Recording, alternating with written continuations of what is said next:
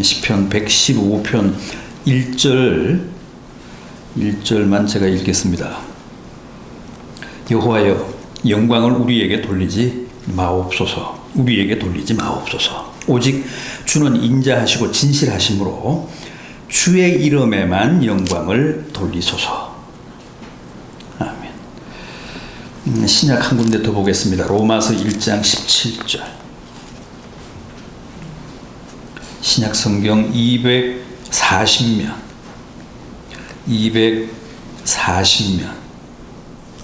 로마서 1장 17절 한 절만 제가 읽겠습니다.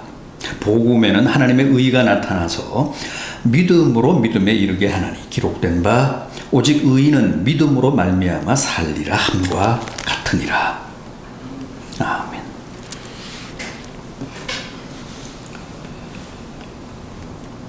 먼저 이 시편 115편 1절은 칼빈의 요절입니다. 칼빈이 늘 가슴에 품고 살면서 자신의 삶을 통해, 생애를 통해 구체적으로 실천하고 또 평생 남에게 열심히 가르치며 산 말씀입니다.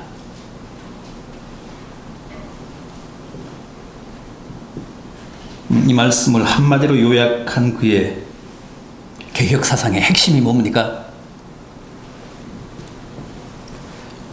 솔리 데오 글로리아. 오직 영광을 하나님께.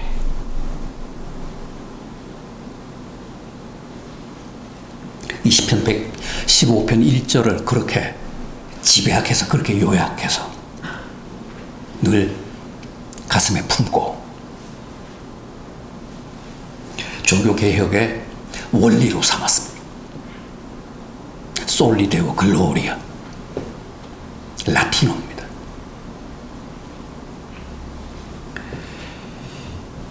칼빈은 자신의 무덤에 비석도 못 세우게 했습니다.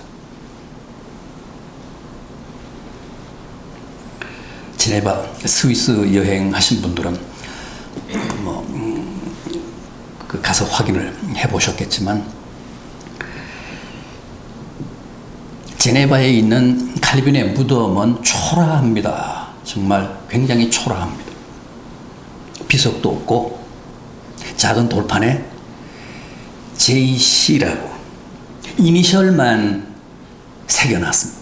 그래서 이게 존 칼빈의 무덤이구나. 그것만 확인할 수 있게끔.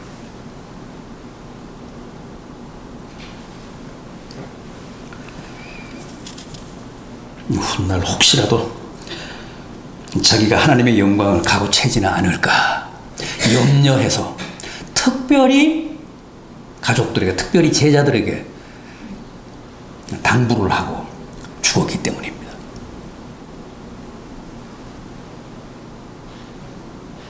다음 신약 로마서 1장 17절은 유명한 종교개혁의 원조인 루터의 요절이죠. 그는 이 말씀을 붙잡고 종교개혁의 봉화를 높이 들었고 또 평생 이 말씀을 자신의 믿음과 교리와 또 개혁의 근거로 삼았습니다.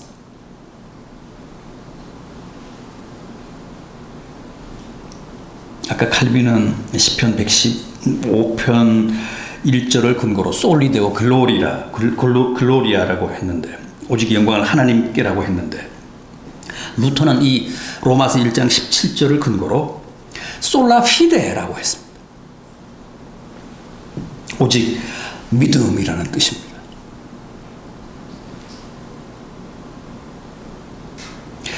로마 가톨릭은 공덕과 고행을 강조했죠. 또 고해성사 같은 교회 의식을 강조했습니다. 또 면죄부를 팔면서 그런 것들을 통해서 구원을 얻는다고 가르쳤습니다. 그런데 루터는 오직 믿음, 솔라 피데, 오직 믿음만이 구원을 보장하고 오직 믿음으로만이 우리가 의로워질 수 있다며 개혁의 기치를 들어서 마침내는 인류의 역사를 바꿔놨습니다.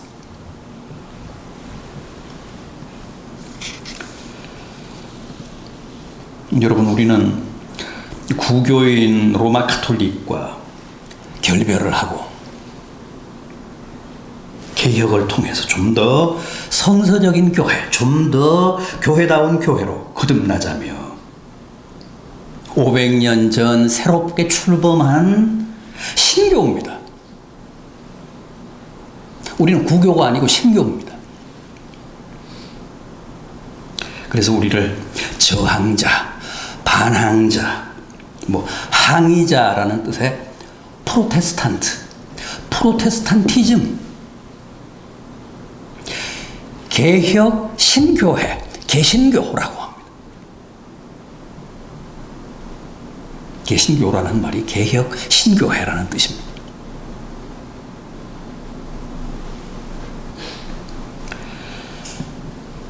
그런데 당시 종교개혁은 독일의 루터만 한 것은 아니었습니다.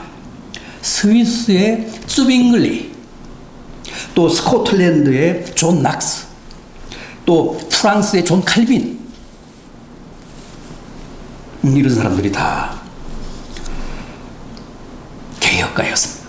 함께 개혁운동을 벌였습니다. 그렇다면 우리 장로교는 당시 그 유럽의 여러 개혁가, 여러 개혁 노선 가운데서도 특히 어느 계열에 속한 교파입니까? 네, 존 칼빈이죠. 프랑스 출신의 장 깔뱅, 영어식 발음으로 존 칼빈.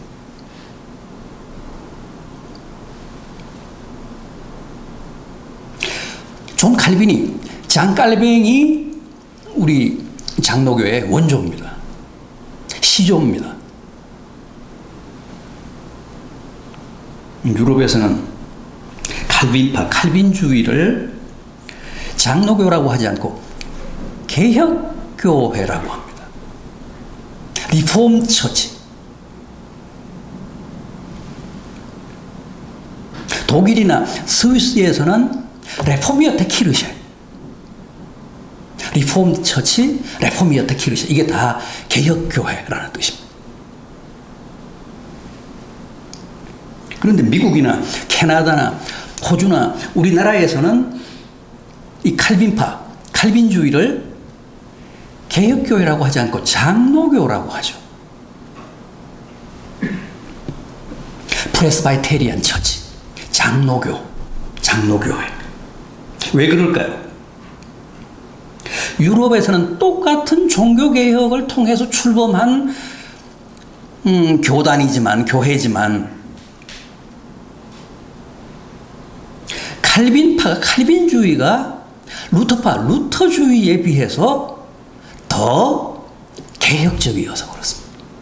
상대적으로 더 개혁적이어서 칼빈파, 칼빈주의를 개혁교회라고 부릅니다.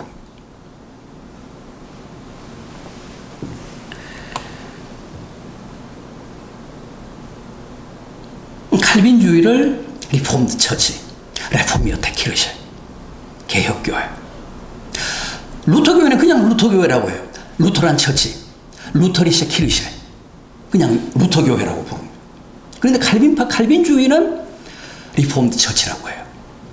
개혁교회. 상대적으로 루터파보다도 이 칼빈파가 더 개혁적이어서 그렇습니다. 미국이나 캐나다, 호주 등지에서는, 우리나라 같은 경우는 물론 그쪽에서 이제 이 장로교가, 칼빈파가 들어왔기 때문에 우리나라도 이제 장로교라고 하는데,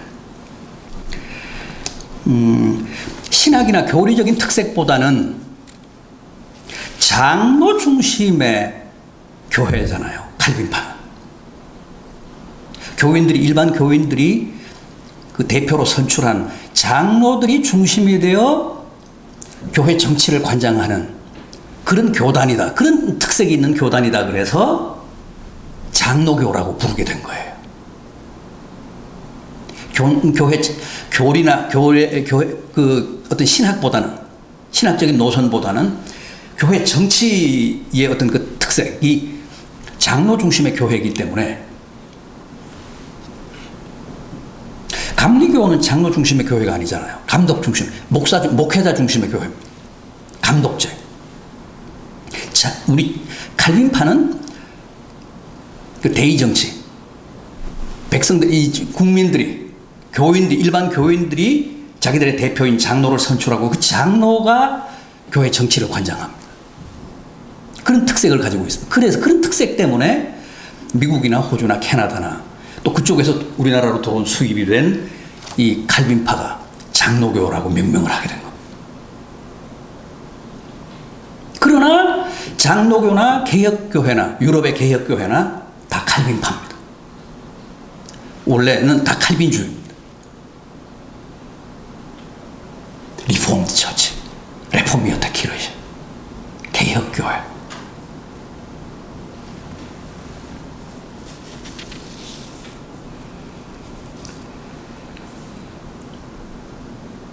장로교의 원조인 존 칼빈은, 장 깔뱅은 유럽 전체가 로마 가톨릭의 지배를 받던 1509년 7월 10일 파리에서 동북쪽으로 약 90km 정도 떨어진 노연이라는 작은 도시에서 출생을 했습니다. 부친은 자수성가한 지방의 유지였습니다. 칼빈은 14살 때 아버지 뜻에 따라 신부가 사제가 되기 위해서 파리 대학 신학부에 진학을 합니다. 거기서 라틴어, 헬라어, 또 성경, 고대 철학을 배웠습니다. 칼빈은 신학 공부를 굉장히 재밌어 했습니다. 자기 적성에 맞아 했습니다. 그리고 항상 최고의 성적을 받았습니다. 이미 그 어릴 때 천재라는 소문이 자자했습니다. 학교 내, 대학 내에서. 그런데 신학을 공부한 지 5년 만에 갑자기 아버지가 뜻을 바꿉니다. 그래서 신학을 그만두고 법학을 해라. 왜냐하면 가톨릭 교회와 자주 갈등을 빚었는데 아버지가 결국은 아들을 사제로 만들려던 계획을 포기한 겁니다. 칼빈은 엄했던 아버지의 뜻을 거역할 수가 없어서 졸지에 신학을 그만두고 법학을 공부합니다. 그러니까 칼빈은 독일의 루터와는 완전히 반대되는 길을 걸었습니다. 루터는 독일의 한 작은 광산촌인 아이슬레벤에서 관부의 아들로 태어나 처음에는 에어프루트 대학에서 법학을 공부했습니다. 그런데 어느 날 함께 길을 가던 친구가 벼락을 맞아서 자기 옆에서 눈 깜짝할 사이에 숫덩이로 변하잖아요. 그 사건을 통해서 수도사가 되겠습니다 하고 하나님께 서원 기도를 합니다. 그 자리에서 수도원에 들어가서 수도사가 되겠습니다. 그래서 지금까지 하던 법학을 포기하고 수도원에 들어가서 수도사의 몸으로 신학을 공부하잖아요.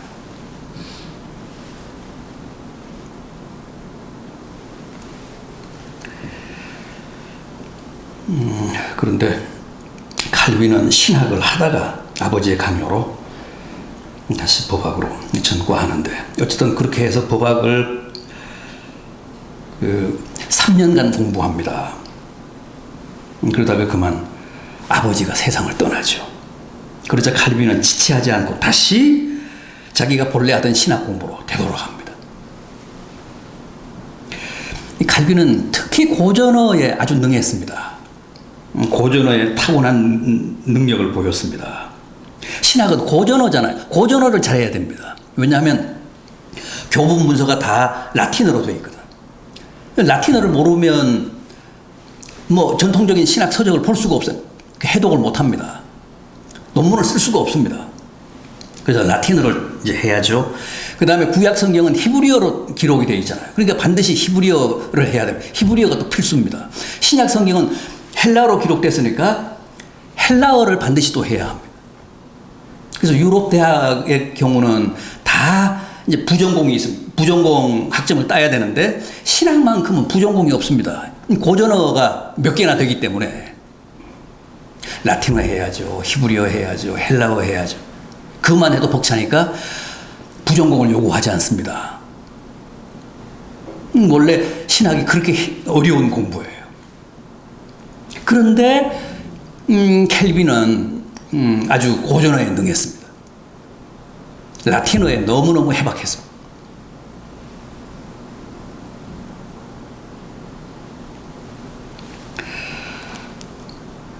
어쨌든 이때가 1530년대 초반으로 칼빈은 이제 막 20대에 들어섰고 독일에서는 이미 1517년에 시작한 루터의 종교개혁이 10년을 넘기면서 그 세를 더욱 확장해 가던 때였습니다. 그런데 칼빈은 그때까지만 해도 아직 개혁가가 아니었습니다. 그런데 한 번은 그의 신상에 예기치 않았던 사건 하나가 발생합니다. 1534년 10월 그의 절친이었던 니클라스 카비라는 철학부 교수가 파리 대학 총장으로 이제 임명이 되어 취임식을 갔는데 그 취임식 연설문을 칼빈이 작성을 했습니다. 칼빈은 마태복음 5장 3절을 중심으로 취임사를 썼는데 그 내용이 문제였습니다. 가톨릭의 가르침에 위배된다는 거예요. 그래서 가톨릭 당국이 칼빈을 체포해서 법정에 세우기로 했습니다. 그래서 칼빈이 고향과 파리를 떠나 유랑 생활을 하며 개혁운동에 가담하기 시작했습니다. 처음에는 프랑스 남부 스트라스부르라는 곳에 의신을 해서 저작 활동을 하다가 거기서 다시 스위스 바젤로 또 바젤에서 이태리로 전전을 하는데 사실 어디에도 그가 정착할 곳은 없었습니다. 그래서 결국은 다시 고향 노연으로 돌아가는 길에 스위스 제네바를 경유했는데 거기서 개혁운동을 하고 있던 파렐이라는 사람을 만납니다. 그 사람하고의 만남이 인연이 돼서 계속 제네바에 머무르게 된 겁니다. 제네바에서 칼빈은 많은 일을 합니다. 목회도 하고 성경 주석도 쓰고 또 그의 필생의 역작인 기독교 강요라는 방대한 교리서도 씁니다. 또 제네바 대학을 설립합니다. 제네바 대학 설립자가 칼빈이에요. 그래서 후학을 키우는데 당시 유럽 여러 나라에서 온 많은 젊은 학생들이 그 제네바 대학에서 칼빈의 개혁 사상을 배워 다시 자국으로 돌아가 개혁을 주도하면서 칼빈의 개혁 운동도 더욱 탄력을 받으며 더 넓은 지지 세력을 구축하게 됩니다. 그러자 마침내 제네바 시의회가 교회법으로 시정을 관할하고 또 시민들의 신앙을 지도해 달라며 칼빈에게 전권을 위임합니다. 이때부터 제네바시에 대한 데오크라시, 신정이 시작이 되잖아요. 신정정치. 교회법이 곧 제네바시의 헌법이고 제네바시의 헌법이 곧 교회법이 된 겁니다. 칼빈은 이때 양심적인 금융사업을 장려해서 은행을 설립했습니다. 또 근면한 수공업을 정착시키기 위해서 시계산업, 또 세공산업을 집중적으로 육성했습니다. 그래서 지금도 스위스는 은행과 시계 산업이 세계에서 유명하잖아요.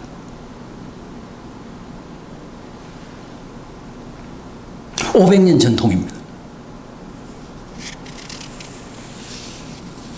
사회학자 막스 베버가 근대 자본주의의 뿌리를 칼빈주의라고 한 게 바로 여기에 근거한 겁니다.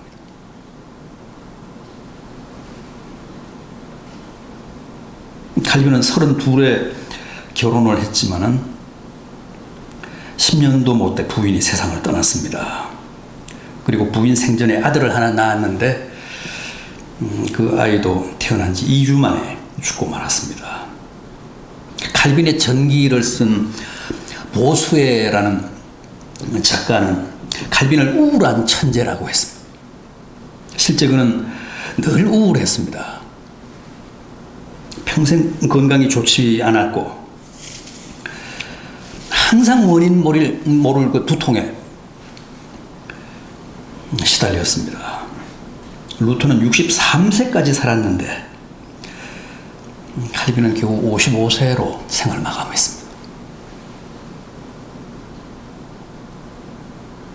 1564년 5월 27일 토요일 그의 죽음이 전해지자 제네바 시는 큰 충격과 슬픔에 빠져 도시 전체가 울음바다로 변했다고 했습니다. 장례식은 주일 오후 2시 전체 제네바 시민들이 참여한 가운데 치러졌는데 아까 말씀드린 대로 묘에는 그의 유언에 따라 아무런 장식도 아무런 비석도 세우지 않았습니다. 학자들은 칼빈을 4, 5세기 사람이었던 어거스틴 이후 가장 위대한 기독교 사상가고 저술가고 설교가고 신학자고 개혁가였다 그렇게 평가합니다. 루터가 아주 역동적인 운동권이었다면 칼빈은 보다 이성적이고 냉철한 이론가고 행정가고 체계적인 교리주의자고 위대한 기독교 변증가였습니다.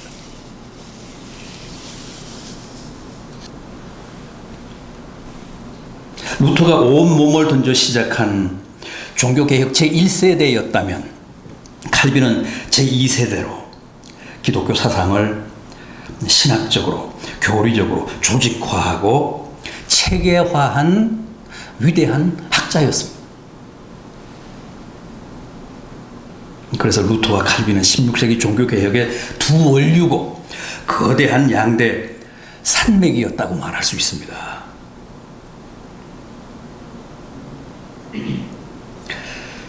그런데 우리는 그 두 사람의 신학적 입장, 교리적 입장 가운데서 이제 칼빈 쪽에 선교해죠. 이 두 사람이 비슷한 시기에 이 종교개혁을 16세기 종교개혁을 주도를 했는데 언제나 그 입장이 똑같았던 것은 아닙니다. 서로의 강조점이 다르고 때로는 해석이 조금씩 서로 달랐습니다. 중요한 몇 가지 차이점만 짚어보면 먼저 구원관입니다. 구원론입니다. 두 사람 다 가톨릭의 반기를 든 결정적인 이유가 바로 이 구원관 때문이었는데 가톨릭은 어떻게 가르쳤다고 했습니까? 행위로, 선행으로, 자선으로, 수도와 고행으로 많은 공덕을 축적해야 그래서 그게 일정 수준에 이제 이르러야 비로소 구원을 보장받는다고 가르쳤습니다.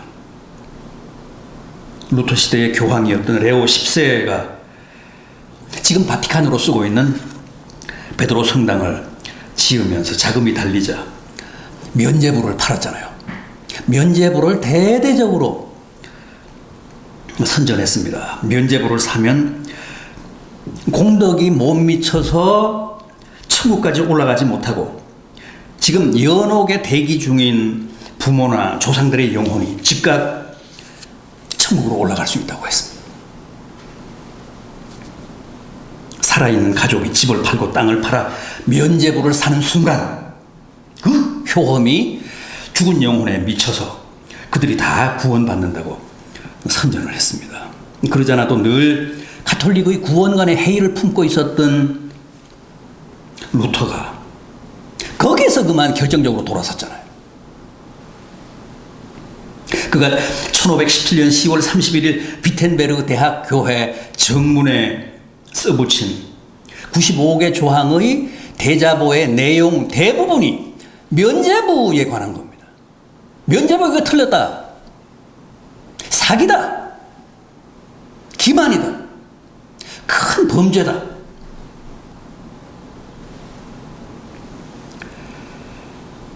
그러면서 주장한 게 뭡니까? 구원은 인간의 공덕이 아니라 선행이나 무슨 자선 같은 인간의 행위로서가 아니라 면죄부로서가 아니라 면죄부라는 무슨 부적을 삼으로서가 아니라 뭐라고요? 솔라 피데 오직 믿음, 솔라 그라치아 오직 은혜, 솔라 피데 솔라 그라치아 오직 은혜와 오직 은혜로 구원 얻는 것이다. 인간의 행위, 인간의 공덕이 아니다. 면죄부가 아니다.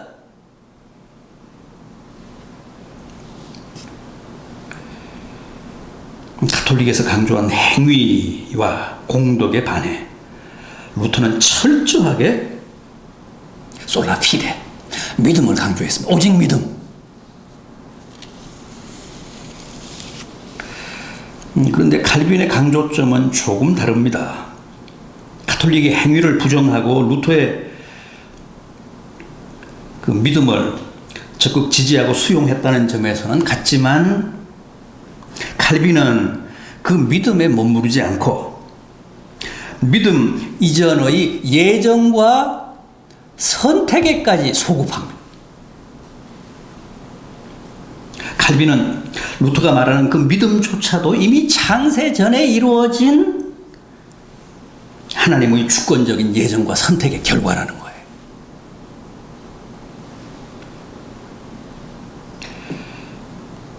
그래서 루터가 행위가 아니라 믿음으로 구원 얻는다는 사실을 강조했다면 칼빈은 믿음 이전에 이미 하나님의 예정이 있었고 선택이 있었다는 사실을 더 강조합니다.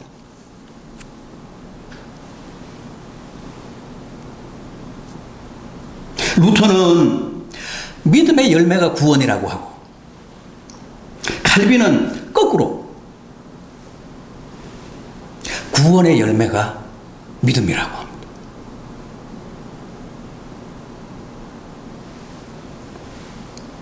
구원 얻지 못한 사람은 절대 믿을 수 없다고 합니다.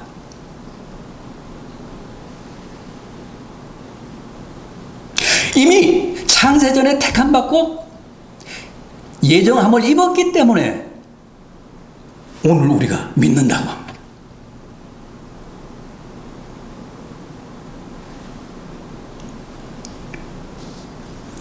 그런 차이가 있습니다. 다음은 성서관입니다. 중세 가톨릭이 범한 가장 치명적인 과오는 성경을 일반 신자들에게 개방하지 않고 사제들만 독점했다는 데 있습니다. 평신도들은 반드시 사제를 통해서만 성경을 접할 수가 있었어요. 그러니까 성경이 사제들의 권위와 교권을 유지하기 위한 절대적인 방편이었습니다. 무기였습니다. 중세 때는 라틴어 성경밖에 없었어요. 근데 일반 백성들은 라틴어를 모르잖아요.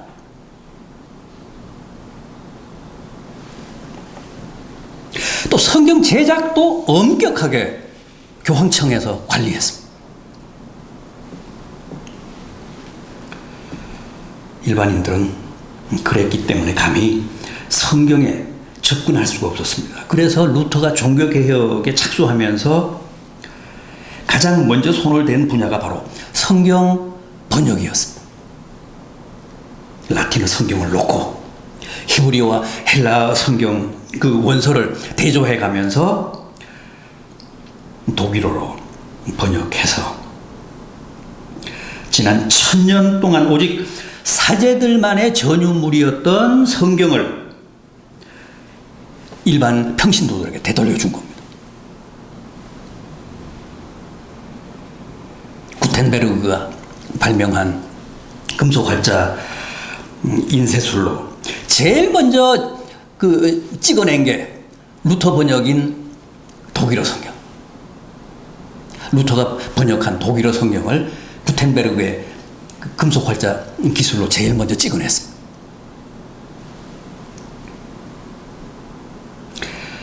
지금도 500년 전에 번역한 그 루터 번역을 독일 국민들이 가장 사랑합니다. 가장 많이 봅니다. 가장 많이 애용합니다. 수많은 번역본이 있지만 루터 번역을 가장 사랑해요.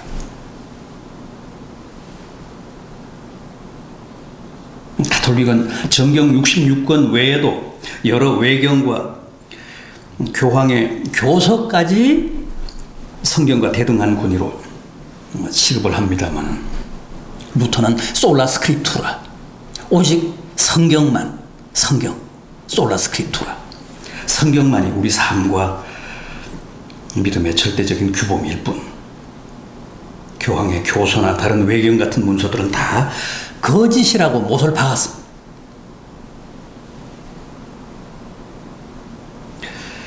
그런데도 칼빈은 루터의 이 성경관을 문제 삼았습니다. 예를 들어 루터는 구약의 열왕기서의 신빙성을 의심했습니다. 또 하나님이라는 말이 한 번도 안 나오는 구약의 에스더서는 처음부터 성경에 편집된 게 잘못됐다, 그렇게 말했습니다. 또 행함을 강조하는 신약의 야고보서 같은 것, 또 요한계시록도 굉장히 부정적으로 평가했습니다. 그다지 성경이 될 만한 가치가 없는 책으로 간주했습니다. 그러나 칼빈은 그렇지 않았습니다. 칼빈은 성경의 진정한 저자는 성령이다 라는 원칙에 누구보다도 철저했고, 1540년 스트라스부르크에서 처음 로마서 주석을 낸 이후에 1563년, 그러니까 죽기 한 해 전에 낸 구약 여호수아서 주석까지 신구약 성경 거의 전부를 다 주석해서 출판했습니다. 단지 신약 성경 중에 요한 2서와 3서, 요한 계시록만 빠졌는데 그것도 그가 조금만 더 살았더라면 아마 마저 주석을 했을 겁니다. 워낙 고전어에 뛰어나고 교본 문서에 해박했기 때문에 칼빈의 주석들은 기독교 강요라는 그의 기념비적인 교리서와 함께 2000년 교회사의 불후의 걸작으로 평가가 됩니다. 요즘도 칼빈의 주석들을 사람들이 봅니다. 학자들이 봅니다.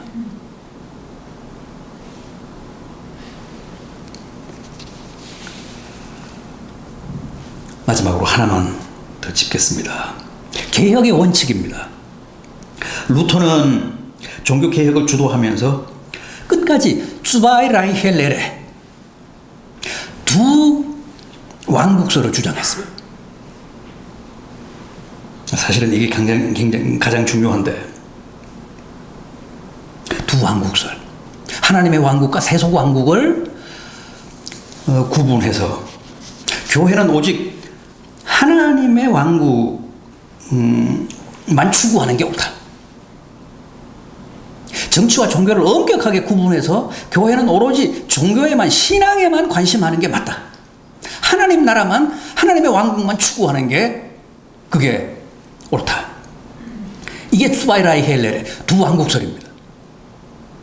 철저하게 이원론이죠. 세속 왕국과 하나님의 왕국을 이분법적으로 가르고, 교회는 오로지, 신자들은 오로지 하나님의 왕국만 관심해야 그게 옳은 것이다.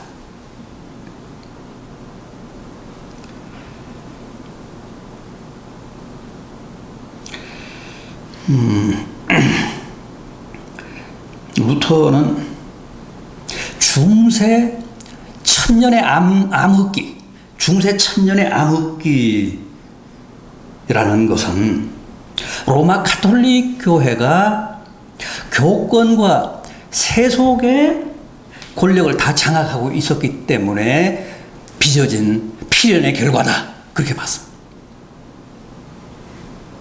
로마 교황이 종교적인 권세뿐만 아니라 세속 권력까지도 다 장악하고 있었기 때문에 빚어진 비극이라고 본 거예요. 중세 천년의 암흑기를. 그래서 루터는 유독 이 부분에 집착을 했습니다. 정치와 종교를 엄격하게 구분하고 오로지 교회는 종교에만, 하나님의 왕국에만 관심하고 그것만 추구해야 된다. 그런데 칼빈의 입장은 크게 달랐습니다. 그는 오히려 루터와 정반대였습니다. 츠바이라이 헬레레, 두 왕국설이 아니라 퀘닉스 헤어샤프트 크리스틸레레, 그리스도 통치설, 그리스도 통치론이라는 이론을 내세우고, 이 세계가 다 하나님의 통치 영역이다. 이 세계는 다 하나님이 창조하셨다. 그래서 루터처럼 그렇게 하나님의 왕국과 세속 왕국을 구분하는 것은 옳지 않다.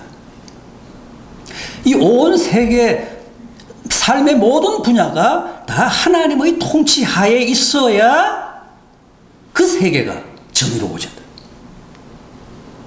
공의로워진다. 그러니까 루터는 이원론인데 반해서 칼빈은 일원론입니다. 종교뿐만 아니라 정치도, 사회도, 경제도, 문화도, 도덕도, 윤리도 다 그리스도의 통치를 받아야 된다. 그리스도의 통치 하에 놓여 있어야 한다. 그리스도의 공의가 관철이 돼야 된다.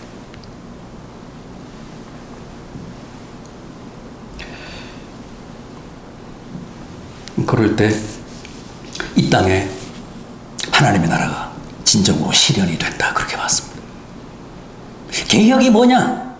아직도 하나님의 뜻, 하나님의 공의가 관철이 되지 않은 분야가 있다면 그 어두운 세력을 몰아내고 그 세계, 그 분야에 하나님의 공의가 관철되게 해야 한다. 이게 개혁이다.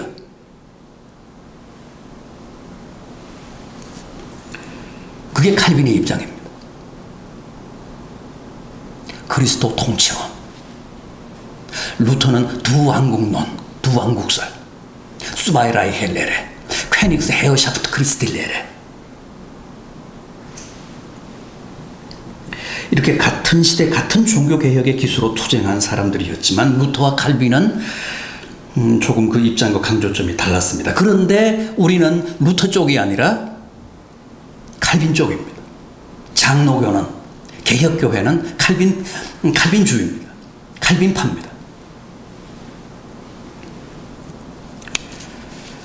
모쪼록 우리 개혁교회의 뿌리인 이 종교개혁 사상이, 그리고 칼빈주의라는 개혁교회, 장로교회 전통과 교리와 정체성이 여러분들의 믿음과 삶에 큰 힘이 되고, 또 오늘 우리 한국교회, 우리 한국 사회 개혁에도 큰 동력과 이정표가 되기를 진심으로 기원합니다.